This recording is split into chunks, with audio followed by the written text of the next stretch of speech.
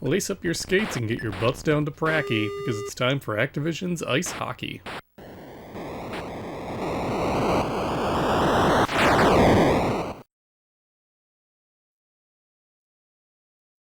Just as it had the previous year, Activision slipped out a few final releases for the holidays in 1981, Stampede, which we'll look at next time, and Ice Hockey.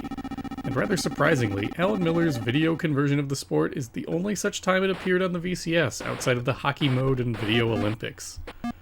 Hockey as a sport is popular in northern climates, particularly Canada and the northern United States and North America, which isn't surprising given that you played on ice.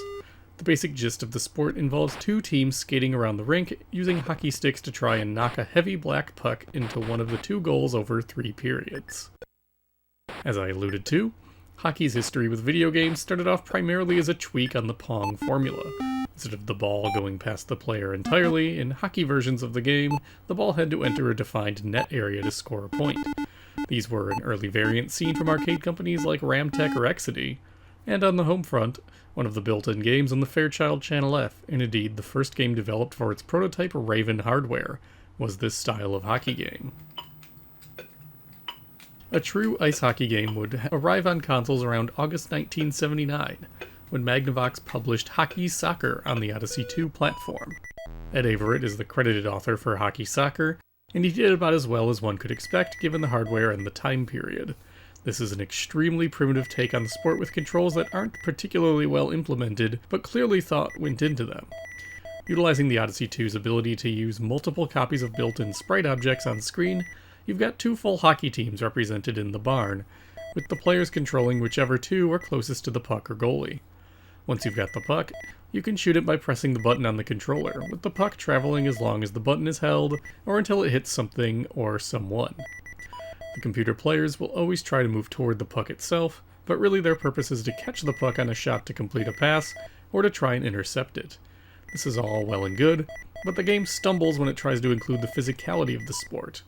The Odyssey 2's game implements blocking and checking by simply allowing the players to lock up against each other, and the only way to break free is for both the players to physically back away from each other. Since your control is constantly shifting to match whoever is closest to the puck, it's too easy to get locked up against your opponents, especially considering the screen dimensions. You do get a cute little animation when one team scores, however, and while this doesn't make the game necessarily less frustrating, it's a nice touch for a pretty pioneering game. The game received a review in the British Computer and Video Games magazine in February 1982, noting primarily that it isn't really as fast as the actual sport. More germane to today's game would be NHL Hockey for the Intellivision, published in 1980 during the platform's regional test marketing period. The game was developed over the summer of 1979 by Ken Smith, author of NBA basketball and co-author on NFL football, and ironically, not really a sports fan. Given that this is coming up on the next edition of my Intellivision Archive series, I'm not going to delve into its creation too deeply here. But Smith did indicate in an interview with the Intellivisionaries podcast that he designed this to be similar to his basketball game, just with a different court and team arrangement. As he figured, as long as it had the feeling of being on ice and having low scores, it would feel like real hockey. Sure enough, like basketball, each team consists of 3 players, as well as a goalie covering the respective nets. Unlike basketball, passing and shooting are handled entirely with the side buttons. Whichever direction is being held down when the button is pressed is where the puck will move towards. A passed puck moves slower than one being shot, but otherwise they operate the same. Pressing either button without the puck will allow you to trip your opponent, something Smith added in as a bonus. Tripped opponents stay down for a random period of time, though if you trip a player who doesn't possess the puck, there's a 1 in 3 chance the referee will call a penalty and drop your offending player in the penalty box. Smith's hockey does indeed make a good attempt at making players feel like you're on ice. Your player will speed up the longer you hold down a specific direction, and they need to slow back down and turn around to change directions, giving this game a fast yet deliberate feel. Since there's a delay between hitting the pass or shoot buttons and actually passing or shooting, you do have to try and lead your shots a bit to get the puck around the rink. The biggest issue with the game is the goaltending, which is to say the goalies are extremely good at what they do. Very few shots make it past them unless you knock them down or manage to fake them out to get the puck past them. The manual suggests rebounding a blocked shot back into the net around the goalie before they can recover, though I found if you get enough of an angle going, they can be too slow to react at close range in the first place. Nevertheless, it's a game designed to be difficult to score goals in, which is relevant to Activision's VCS attempt. In an interview with the 1982 book Video Invaders, Alan Miller explained that Activision's designers were looking at games not just on the VCS, but on other platforms, meaning they could see what other developers were doing and consider if there were ideas there for something that they could work on. In ice hockey's case, Miller saw the Intellivision NHL hockey game, didn't like how it handled scoring, and decided to make his own version that was a bit easier to get goals in. To that end, Miller put together a 2-on-2 hockey game, where each team consists solely of a forward and a defenseman. No permanent goalies are in sight, or, for that matter, referees. A design choice Miller indicated in the second issue of Electronic Games was made because he thought it would make hockey more fun. As such, hockey is fast, and the best approach is sometimes going to the Bob Probert school of thought and just clobber each other to get the puck through. Unlike Mattel's game, the players don't have to build up speed or drift around on the ice, but rather respond very quickly to changes in direction. The puck does go bouncing around the rink like in real hockey, which adds a degree of chaos to the overall game. With only 2 players and no goalie, there are a lot of angles you can't necessarily cover to keep the puck out. In an interview with John Hubner, printed in the Des Moines Tribune among other papers, Miller indicated he wanted to capture the feeling of gliding and crashing, as that's what makes hockey unique among sports. The cartridge features fast and slow game types, as well as both single-player and 2-player game modes. Finally, the difficulty switches determine whether or not your character has a speed handicap. When set to A, players move 25% slower. Miller also appears to have not forgotten black and white TV owners, as unlike the last few games we've seen in this video series, ice hockey has a black and white mode. Black and white TV sales were on a downward trend through the 1980s, but given that a VCS could conceivably be plugged into an older set, it's nice to see this included. Even on the slow speed setting, ice hockey is a fast-paced game. Unlike Mattel's cartridge, there are no multiple periods to contend with. Once the clock is run down, that's the game. And with each team only featuring 2 players, there are some serious scrambles for the puck that take place. Actually shooting the puck takes a little practice, as its angle is dependent on where it's moving while on your stick, and as such lining up shots and passes can be a little tricky. Once you do have it down, you can achieve some really cool looking plays, and the lack of a permanent goaltender means double-digit scores are not unusual. Even if you're not a hockey fan, this is a good time. Much like Alan Miller's previous sports games, basketball and tennis, ice hockey features a strong computer opponent. Thanks to the difficulty switches, you can give yourself a little handicap against the VCS by making the computer team move a bit slower, but on equal footing, it will make you work for your wins. Given that this is a team sport, unlike those older titles, it's rather impressive that the computer is kept more or less in check from completely powering through the human team. Activision did send out a patch for this game for those who defeat the player on Game 1 and had a witness willing to sign the letter confirming it, which might actually be the easiest patch to earn that they provided. Ice Hockey is Activision's second 4KB cartridge, following Bridge. Larry Kaplan said regarding that game that Activision's designers always tried to cram their games into the smaller 2KB cartridge size whenever possible as a personal challenge. And while this continued to be the case throughout 1981, from this point forward, most, though not all, of the company's releases will be using the larger 4K size at the least. Not that accepting 4K size seems to have bothered Miller.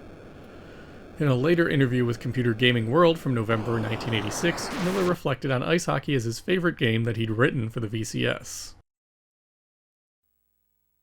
Both Ice Hockey and Stampede were originally intended to hit stores in September, but were pushed back due to how well everything else in the company's lineup was selling, according to comments from Activision President Jim Levy, recorded in Retail Industry Trade Merchandising. Advertising kicked off for the games from mid-November through the end of the year, including a commercial featuring a young Phil Hartman. You may remember him from such films and TV shows as The Simpsons and Amazon Women on the Moon. Your Atari game system? Ready to battle for the puck? Well, to inflict fierce body. The game received strong reviews, which at this point should come as no surprise for an Activision game. The staff at Electronic Games wrote repeatedly about how good they found it, starting with a short preview in the first issue of the magazine, which went up for sale for the holiday season. Bill Kunkel and Arnie Katz reviewed it in the magazine's second issue, complimenting it as a reasonably realistic simulation of the sport that tests accuracy and timing more than reflexes. It also came highly recommended in its 1983 Electronic Games Software Encyclopedia. Most of these same beats were repeated in Kunkel and Kat's column in the April 1982 edition of Video, noting there that while Goon Squad tactics were allowed, they had to be used strategically or else the opposing player will eventually get the opening they need to score. The game also received some newspaper coverage, with Tom Onosko writing in his Videology column that it had adult appeal and was realistically frustrating. There was a very perfunctory overview of the game in Byte Magazine's December 1982 edition and a roundup of video game software received by their office, though it didn't receive a review in its Gameplay in 1982 section. For players in the New York metro area under the age of 15, Macy's hosted the Activision Cup competition in late May 1982, with 3 qualifying events and a finals on May 28th. Tournament winners and the runners-up won Activision cartridges, and the 3 winners played against a pair of actual hockey players as well as each other for a $500 savings bond and the cup itself. According to Atari Mania, the winner ended up being one Ted Leibowitz. Ice hockey, and by extension Stampede, also represent another inflection point for the American home gaming world. Shortly after Activision announced plans to create games for the VCS in 1980, Atari brought legal action against the company, alleging that they'd stolen trade secrets that allowed them to develop games.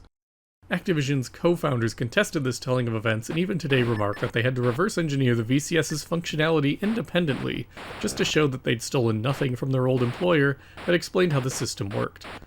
According to the December 7th issue of Weekly Television Digest with Consumer Electronics, another industry trade periodical, Activision and Atari had settled their lawsuit, with Activision agreeing to become a fully licensed third-party publisher for the VCS. Ice Hockey and Stampede therefore inadvertently represented 2 of the first games released under this arrangement, which became far more common after Nintendo introduced the NES console in North America and is still the de facto approach taken with consoles today. Activision is therefore not only the first third-party publisher for a home video game console, but it is also the first licensed third-party on top of that. Hockey as a sport seemed to find more of a home on computers than on home consoles, as it'd be another 5 years before a new console rendition started showing up on American store shelves, with the Sega Master System's decidedly mediocre Great Ice Hockey in 1986, and the Intellivision's Slapshot Super Pro Hockey in 1987, which is simply just the original NHL hockey with a computer opponent added. With this in mind, both Ice Hockey and Intellivision's NHL Hockey represented 2 perfectly solid takes on the sport, one that aimed for a more authentic experience, and one that aimed for a fast-paced arcade-style game. They're both good in their own way, but Ice Hockey truly shines in all the ways that a VCS-style sports games possibly can. As we sign off, remember that age-old advice: keep your stick on the ice.